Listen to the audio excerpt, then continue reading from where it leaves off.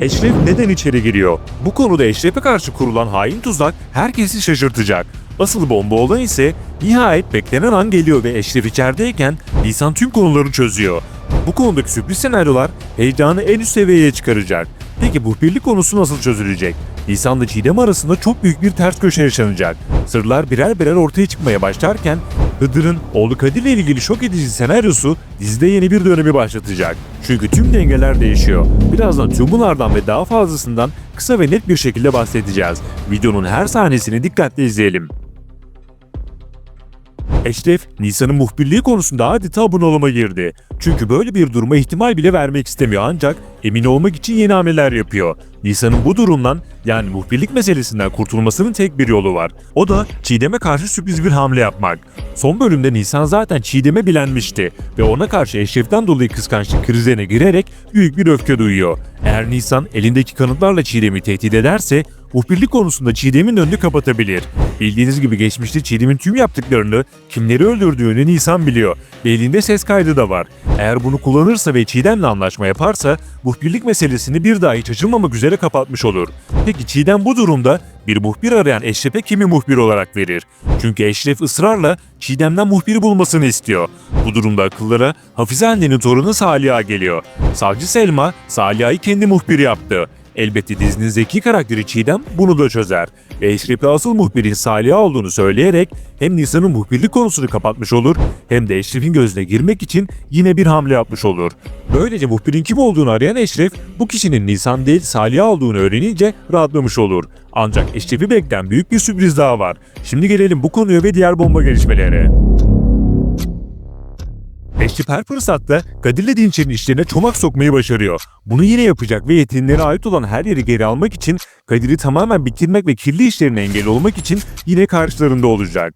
Fakat Kadir'le Dinçer, özellikle Kadir bu defa boş durmayacak ve haince bir planla Eşref'i içeri postalamak isteyecek. Kadir muhtemelen Eşref'in arabasını gizlice aldırıp kendi adamlarıyla savcının arabasına pusu kurdurtup saldırtacak. Tıpkı 2 bölüm önce Çiğdem'le anlaşarak yaptığı gibi.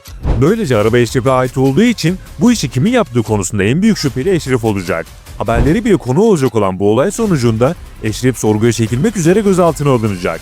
İşte tam bu noktada nihayet beklenen sahnenin yaşanmasını bekliyoruz. Yeni sezon tanıtımında Nisan içeri giren Eşref'i ziyaret ederek çocukluk fotoğrafını gösteriyordu ve Eşref şaşırıyordu. İşte bu sahneye doğru gidiyoruz. Çünkü Nisan asıl gerçekleri Eşref'ten önce öğrenecek.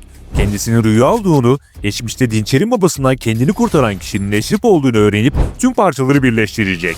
Flash diskte öğrendikleriyle beraber çok büyük bir aşama kaydedecek. Diğer yandan da Eşref bu konuyu ve geçmişte olanları araştırmaya başladı. Hem geçmişteki haberi öğrenecek, hem Dinçer'i çözecek, hem de Nisan'ın elindeki flash diskteki dosyaya ulaşacak. Irmak bu dosyaların içinden Eşref'le ilgili klasör alıp Eşref'e gönderiyor. Eşref'in izleyeceği video sırları açığa çıkarmanın fitilini ateşleyecek. Sonucunda ise Nisan ve Eşref'in tüm yolları yine birbirlerine çıkacak. Yani o büyük kavuşma ve yüzleşme sahnesine doğru gidiyoruz. Biraz yavaş ilerliyor ancak bu sahne çok büyük ses getirecek. Şimdi gelelim Hıdır, Kadir ve Eşref'le ilgili şok senaryoya. Hıdır, DNA sonucunun olduğu zarfı açmaktan korktu. Çünkü oğlunun Kadir olmasından korkuyordu ve korktuğu başına gelecek. Hatta Necla Hıdır için Kadir'inden kaçamazsın diyerek çok yakında oğlu Kadir'le yüzleşeceğini sinyalini verdi. Üstelik bu yüzleşme hem duygusal hem de aksiyon dolu olacak. Eşref her yeri geri almaya başladı ve teker teker almaya devam edecek. Kadir'in de sonunu getirmek için çok büyük hamleler yapacak. Vakti geldiğinde Eşref Kadir'i tam öldürecekken devreye Necla girecek. Çünkü Necla sonuçları yani Kadir'in Hıdır'ın oğlu olduğunu biliyor. Kadir'in ölmemesi için Hıdır'a bu sırrı açıklayacak. Yıllar sonra olduğunu bulan Hıdır ise artık bu sırrı öğrendiği için oğlunun ölmesine izin vermeyecek. Böylece Hıdır'la Eşref Kadir konusunda karşı karşıya gelmiş olacak. Kadir'in yetim olmadığını, babasının Hıdır olduğunu öğrenen herkes şok olacak ve dizide yeni bir dönem başlayacak. Tüm bunların yanı sıra ortaya çıkmayı bekleyen daha birçok sır var. Yakup Baba'yı öldürenin Kadir olduğu ve Afra'yı öldürenin Dinçer olduğu gibi sırlar gerilim ve aksiyon seviyesini daha da yükseltecek. Son olarak dizinin reytingleri hep olduğu gibi yine zirvede tek. 3 kategoride de açık ara birinci olan Eşref Rüya dizisi bu hafta da yükseliş yaşadı ve sırların tek tek ortaya çıkmasıyla reytinglerin daha da artması beklenecek. Yeni videolardan ve gelişmelerden haberdar olmak için bildirimleri açabilirsiniz. Bir sonraki videomuzda görüşmek üzere. Hoşça kalın.